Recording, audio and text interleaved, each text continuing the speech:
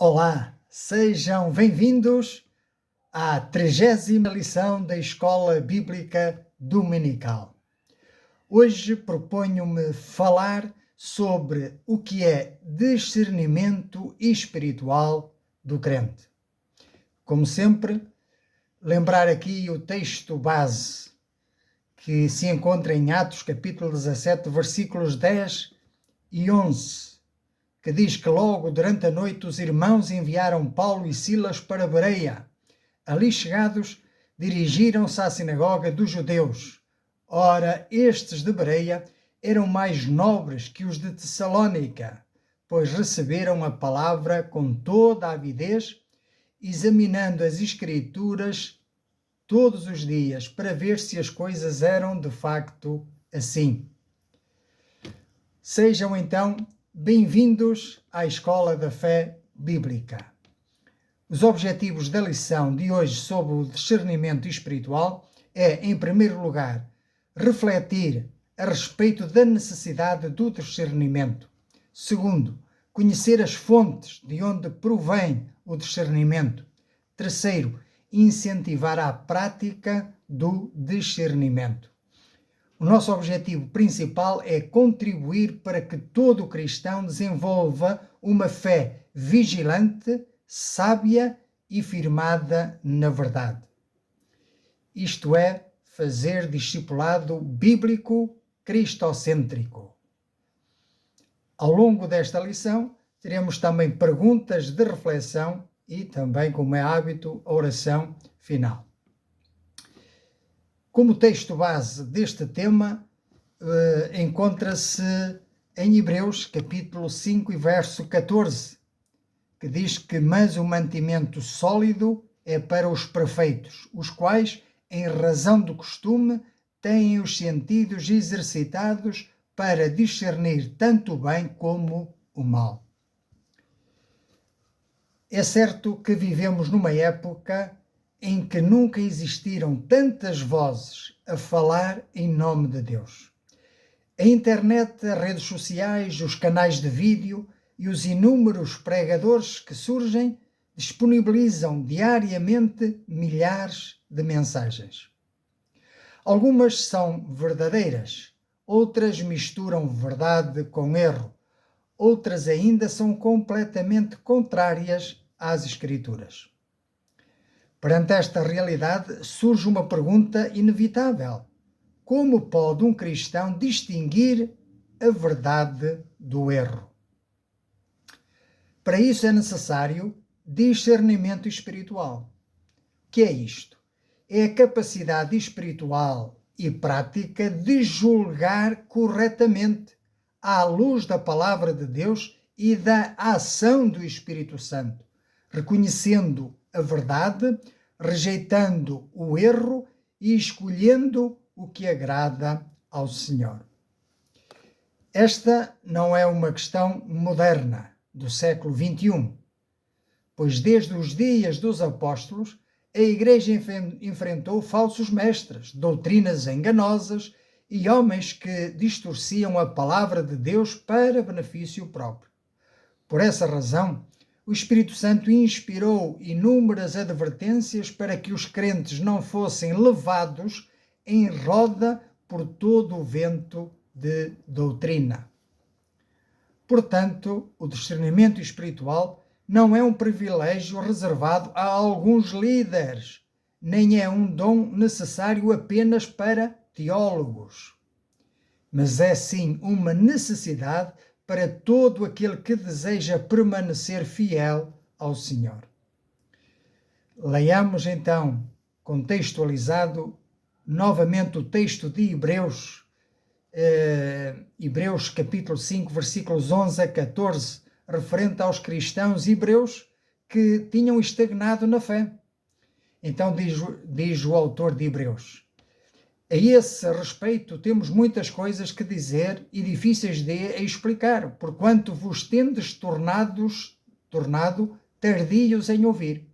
Pois com efeito, quando devíeis ser mestres, atendendo ao tempo decorrido, tendes novamente necessidade de alguém que vos ensine de novo quais são os princípios elementares dos oráculos de Deus. Assim vos tornastes como necessitados de leite e não de alimento sólido. Ora, todo aquele que se alimenta de leite é inexperiente na palavra da justiça, porque é criança, ou seja, menino em Cristo. Mas o alimento sólido é para os adultos, para aqueles que, pela prática, toma nota, pela prática, têm as suas faculdades exercitadas para discernir não somente o bem, mas também o mal. Este texto ensina que o discernimento é uma marca de maturidade espiritual. Os crentes maduros possuem os sentidos exercitados. A palavra exercitados transmite a ideia de um treino contínuo. Assim como um atleta fortalece o seu corpo, os seus músculos pela prática constante, também o cristão fortalece a sua capacidade espiritual, os seus músculos da fé, através da comunhão diária com Deus e da meditação na palavra e na obediência diária.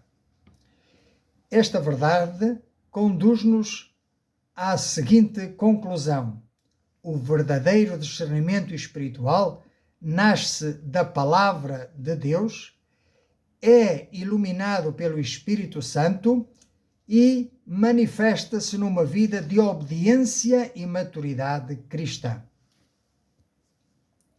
Passemos então ao primeiro dos 3 pontos.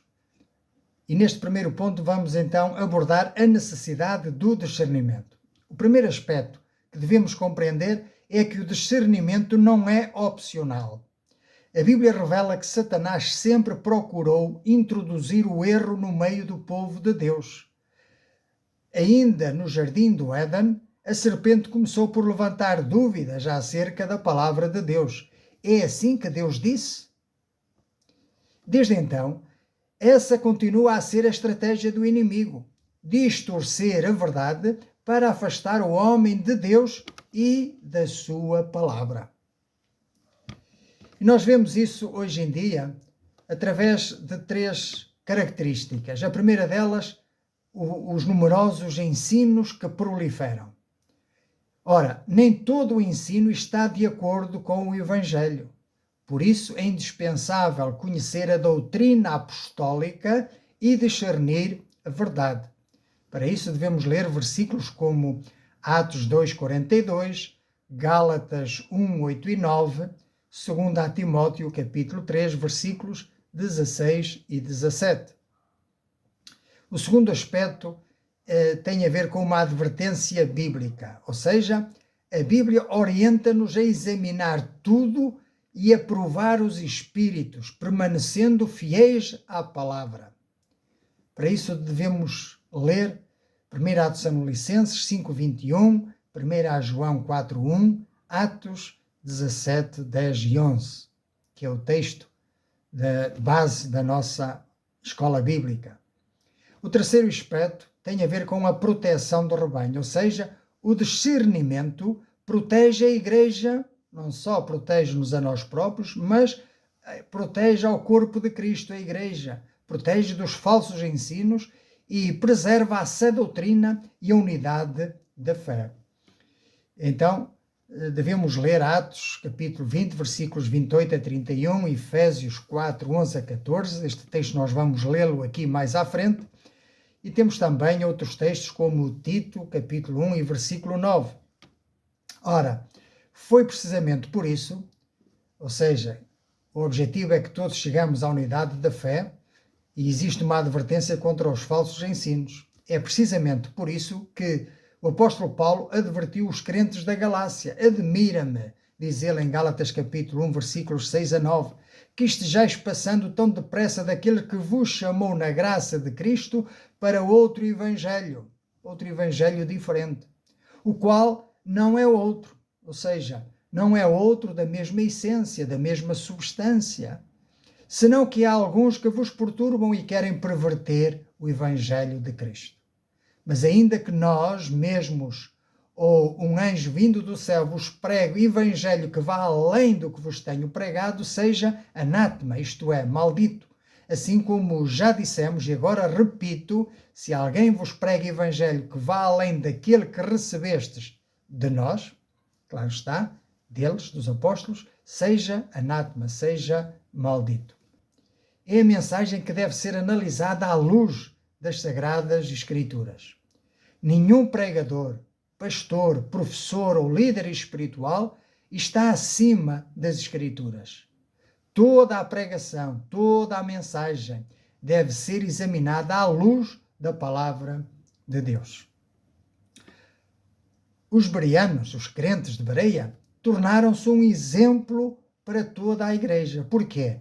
Porque não aceitaram imediatamente o ensino do próprio apóstolo Paulo, como vimos acima no texto que lemos em Atos capítulo 17, versículos 10 e 11. Ora, isto ensina-nos uma grande lição, é que a fé bíblica não é uma fé cega. O verdadeiro cristão ama a palavra de Deus acima das opiniões humanas e acima do líder, por mais ilustre que seja. Então, reflexionemos ou perguntemo-nos: como saber se algo que ouvimos sobre Deus ou sobre a Bíblia, sobre o Evangelho, é realmente verdadeiro? Será que todo pregador ou mensagem na internet fala de acordo com o que está na Bíblia? E o que é que o Espírito Santo faz em nós quando estamos diante de algo que parece bom, mas que é enganoso? Passemos agora ao segundo tópico desta lição. O discernimento espiritual tem três origens, três fontes principais. A primeira delas é a palavra de Deus. O discernimento espiritual deve ser produzido pela palavra de Deus. Esta é a primeira e a principal fonte de discernimento, a Escritura Sagrada. O salmista declara no Salmo 119, versículo 105: lâmpada para os meus pés é a tua palavra e luz para o meu caminho. Sem a Bíblia, o homem anda nas trevas espirituais. A Escritura revela quem Deus é, quem o homem é, qual o caminho da salvação e como devemos viver. Por isso, qualquer experiência espiritual, qualquer sonho, qualquer visão, qualquer profecia ou revelação ou ensinamento deve ser submetido ao julgamento da palavra de Deus. Pois Deus nunca contradiz aquilo que já revelou nas Santas Escrituras. A segunda fonte do discernimento espiritual é o Espírito Santo. O Espírito Santo não substitui a palavra, mas ele ilumina a palavra. Se nós não lermos, não meditarmos na palavra, como é que o Espírito Santo pode trabalhar em nossas vidas? Pois ele vai nos fazer lembrar as palavras de Jesus. Jesus prometeu, no Evangelho de João está escrito, capítulo 16, versículos 12 a 15. Tenho ainda muito para vos dizer, diz ele aos discípulos, mas vós não o podeis suportar agora. Mas quando vier o Espírito da verdade, ele vos guiará a toda a verdade, porque não falará por si mesmo, mas dirá tudo o que tiver ouvido e vos anunciará as coisas que hão de vir. Ele me glorificará, porque há de receber do que é meu e vos há de anunciar. Tudo quanto o Pai tem é meu, por isso é que vos disse que há de receber do que é meu e vos há de anunciar. O Espírito Santo abre o nosso entendimento, convence-nos do pecado, mas também fortalece a nossa fé e concede-nos sabedoria espiritual, sabedoria do alto para identificar o erro. Entre os dons espirituais encontramos um dom especial e que se chama o dom de discernimento de espíritos, que se encontra a 1 Coríntios, capítulo 12 e versículo 10, que não vamos agora aqui ler esses versículos, mas isso não elimina a responsabilidade de todos os crentes exercerem discernimento espiritual. Ora, qual é a diferença entre o discernimento espiritual e o dom de discernimento de espíritos? A principal diferença é que o discernimento espiritual do crente é uma capacidade geral e progressiva dada a todos os crentes, sem exceção. Enquanto o dom de discernimento de espíritos é uma capacitação sobrenatural, específica e pontual, distribuída aos crentes, e não quer dizer que seja a todos, porque a uns dá dons de curar, outros dons de profecia e outro dom, o dom de discernimento de espíritos. E quem os distribui esses dons, como é um dom, é dado pelo Espírito Santo. O Espírito Santo é que é o Senhor desse dom e concede a quem quer, como quer e quando quer, mas sempre com uma finalidade: a edificação do corpo de Cristo na igreja local. Sabendo que todo discernimento genuíno conduz sempre à exaltação de Cristo e à fidelidade às Escrituras. A terceira fonte do discernimento espiritual tem a ver com a maturidade espiritual. Conforme lemos lá em Hebreus, no capítulo 5, versículo 14, afirma que o discernimento resulta do exercício constante. Ninguém nasce espiritualmente maduro, mas todos nascemos meninos em Cristo. Ora, a maturidade é desenvolvida pela oração constante, pela leitura das Escrituras, pela comunhão na igreja local e pela prática contínua da obediência. O cristão maduro aprende a reconhecer rapidamente aquilo que honra a Deus e aquilo que apenas possui aparência de espiritualidade, ou seja, religiosidade, evitando assim enganos e falsas doutrinas. Por isso o Senhor levantou diversos ministérios nas igrejas locais, até que todos cheguemos à unidade da fé e à maturidade de Cristo. Então sim, agora vamos ler o texto de Efésios, capítulo 4, versículos 11 a 16. E diz que o Senhor, Ele mesmo concedeu uns para apóstolos, outros para profetas, outros para evangelistas e outros para pastores e mestres, com vistas ao aperfeiçoamento dos santos. Não foi para seu orgulho pessoal, mas sim para o desempenho do seu serviço, para a edificação do corpo de Cristo, até que todos cheguemos à unidade da fé e ao pleno conhecimento do Filho de Deus, até que todos cheguemos à perfeita varonilidade, à medida da estatura da plenitude de Cristo, para que não mais sejamos como meninos, agitados de um lado para o outro e levados ao redor por vento de doutrina, pela artimanha dos homens, pela astúcia com que induzem ao erro, mas seguindo a verdade em amor, cresçamos em tudo naquele, em Cristo, que é a cabeça, de quem todo o corpo, bem ajustado e consolidado pelo auxílio de toda a junta, segundo a justa cooperação de cada parte, efetua o seu próprio aumento para edificação de si mesmo em amor. Bendito seja o nome do Senhor. Ou seja, o discernimento espiritual visa que nós cheguemos à unidade da fé, à maturidade, ao caráter de Cristo, que desenvolvamos em nós o caráter de Cristo. Avancemos então para o terceiro e último ponto desta lição, acerca de como colocar em prática este discernimento. O discernimento espiritual não permanece apenas no campo intelectual, saber o que é, saber defini-lo. Mas este discernimento deve influenciar as nossas decisões diárias. E existem 3 aspectos que vamos considerar agora. O primeiro deles é: precisamos saber julgar corretamente. É para isso que precisamos de discernimento espiritual. Em primeiro lugar, para julgar corretamente. Isto é, julgar com base na palavra, conforme nos diz João, capítulo 7, versículo 24.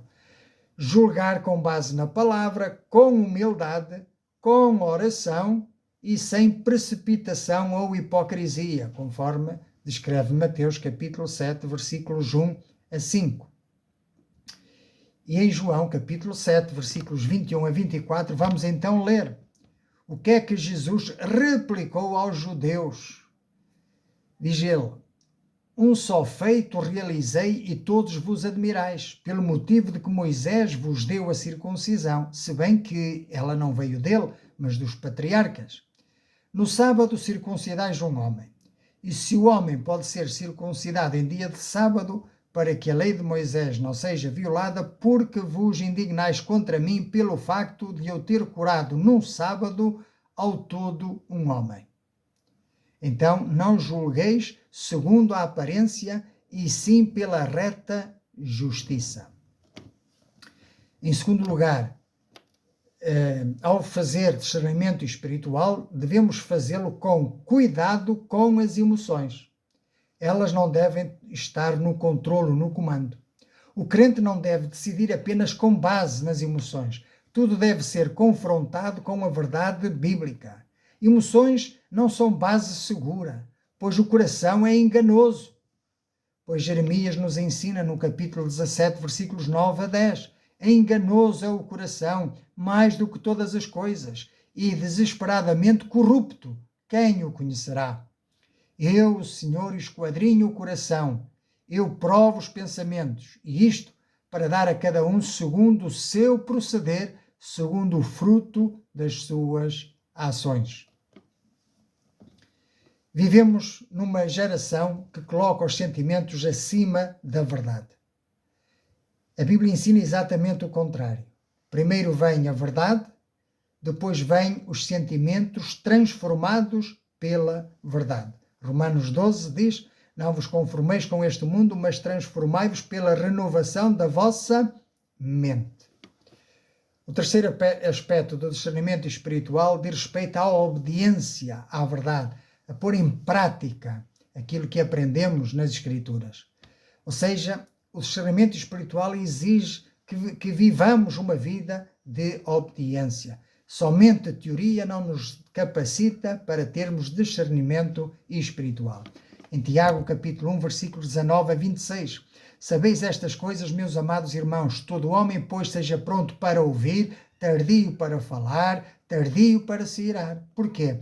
Porque a ira do homem não produz a justiça de Deus. Portanto, despojando-vos de toda a impureza e acúmulo de maldade, acolhei com mansidão a palavra em vós implantada, a qual é poderosa para salvar a vossa alma. Tornai-vos, pois, praticantes da palavra e não somente ouvintes, enganando-vos a vós mesmos. Porque se alguém é ouvinte da palavra e não praticante, assemelha-se ao homem que contempla num espelho o seu rosto natural, pois a si mesmo se contempla, e se retira e para logo se esquecer de como era a sua aparência.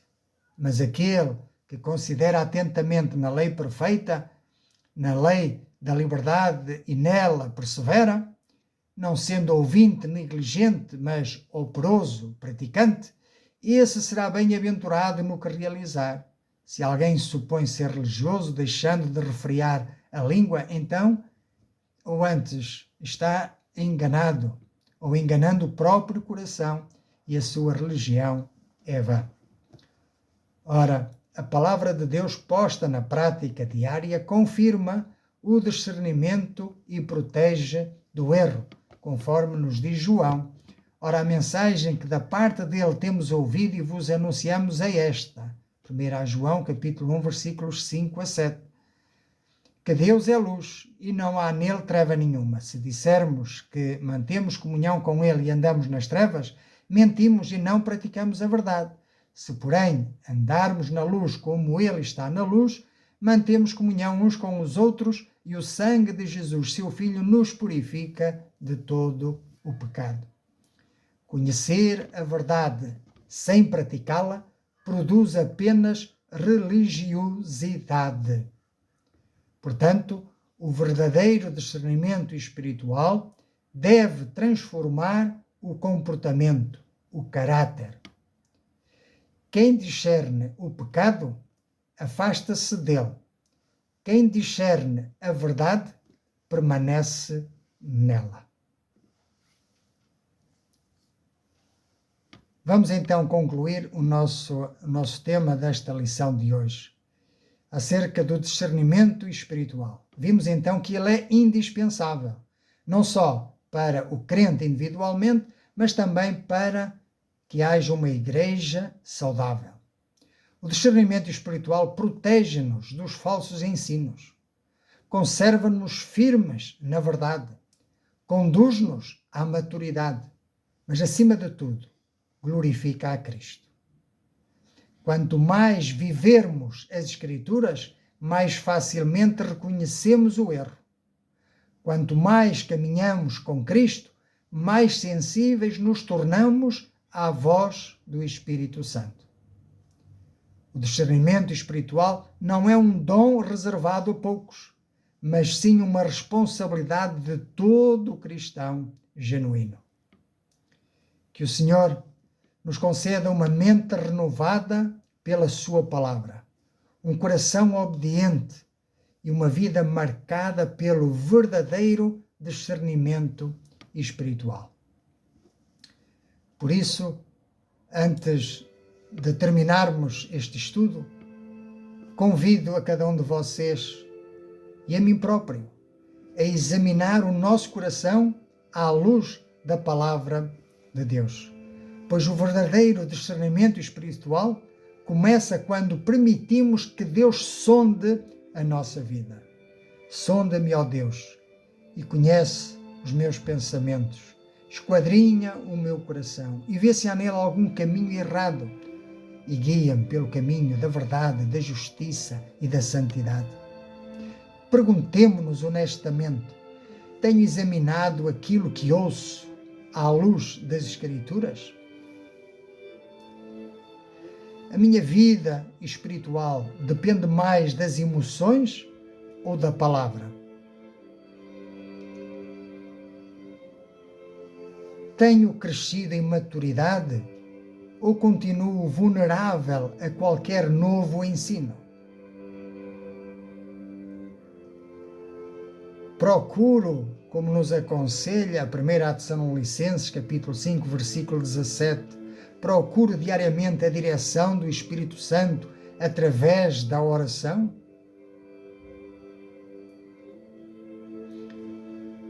Tenho sido cauteloso, não me deixando levar por ideias novas?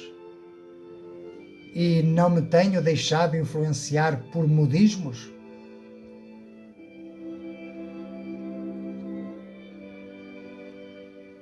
Aquilo em que acreditas e a forma como vives estão realmente fundamentadas nas Escrituras? Ou deixas-te influenciar mais pelas opiniões, pelas emoções ou pelas tendências do que o mundo te oferece, não é? Deixas-te influenciar mais por isso ou pela palavra de Deus? A palavra de Deus nos aconselha: examinai tudo e retende o bem. Então, se hoje o Senhor examinasse o meu coração e o teu coração, encontraria um discípulo que ama a verdade, que obedece à sua palavra, que procura crescer em santidade? Ou se o Senhor examinasse o nosso coração, encontraria alguém que possui apenas conhecimento intelectual, religioso, sem uma verdadeira transformação de vida? Tiago adverte-nos: e sede cumpridores da palavra e não somente ouvintes, enganando-vos com falsos discursos. E finalmente, tenho a certeza de que pertenço a Cristo? porque me arrependi dos meus pecados e confiei unicamente nele para a minha salvação? Ou continuo a adiar a decisão mais importante da minha vida? 2 Coríntios, capítulo 13, versículo 5 diz: examinai-vos a vós mesmos, se permaneceis na fé. Provai-vos a vós mesmos. Certamente, as respostas a estas perguntas revelam o estado do nosso coração diante de Deus. Talvez, ao longo desta lição, o Espírito Santo tenha mostrado ao teu coração, ao meu coração, que precisamos de mais do que discernimento. Talvez precisemos de um novo coração. A maior tragédia não é ser enganado por um falso ensino, mas é permanecer separado de Deus por causa do pecado não confessado. A Bíblia declara que todos pecaram e destituídos estão da glória de Deus, em Romanos 3:23. Por isso, nenhum esforço humano, nenhuma religião, nenhuma boa obra pode apagar a culpa do pecado ou reconciliar-nos com Deus.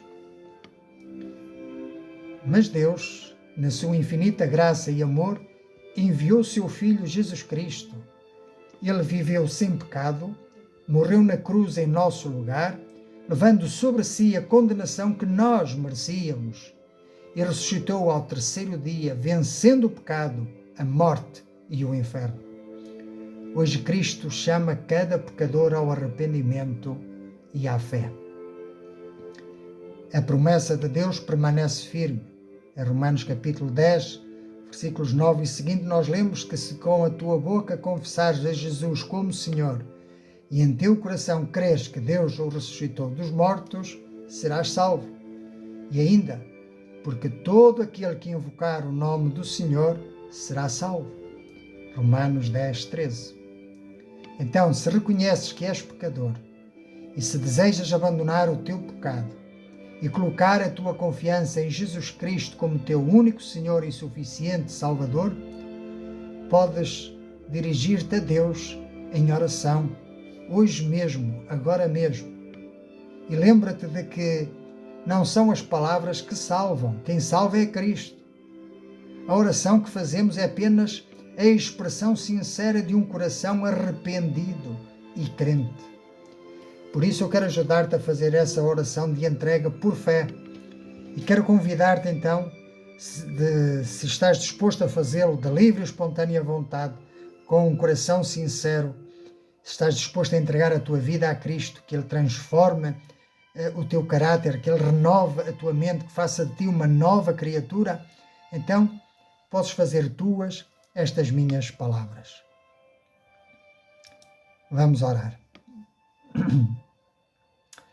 Senhor Deus e bendito Pai Celestial, reconheço diante de Ti que sou pecador e que não posso salvar-me pelos meus próprios méritos. Confesso que pequei contra Ti em pensamentos, por palavras e por obras e por omissões, e arrependo-me sinceramente dos meus pecados. Creio que Jesus Cristo é o Teu Filho, que morreu na cruz pelos meus pecados, derramando o seu precioso sangue para me resgatar, e que ressuscitou ao terceiro dia, vencendo a morte e oferecendo vida eterna a todos os que nele creem.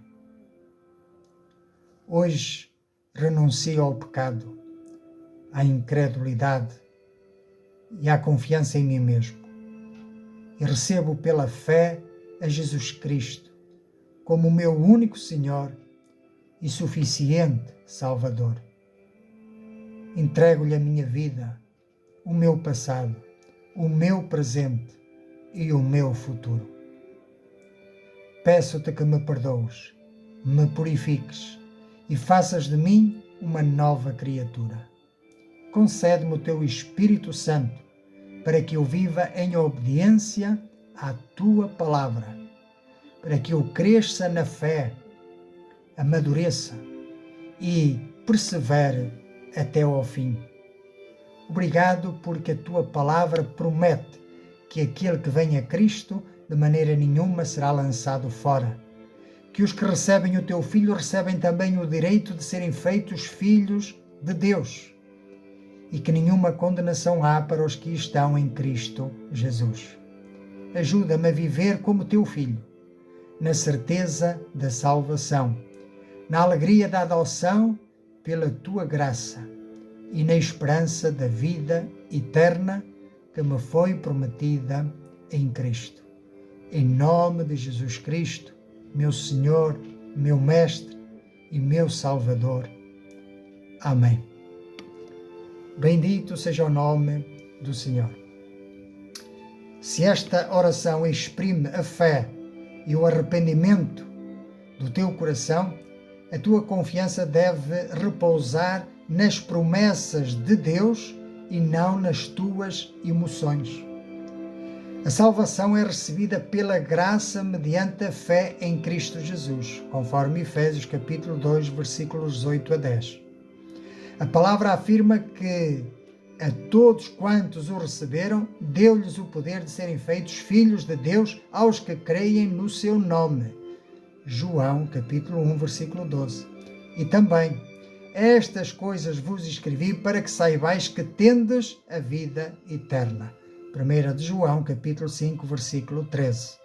Agora, persevera na leitura das Escrituras, na oração, na comunhão com uma igreja local fiel à palavra de Deus e no testemunho da tua fé.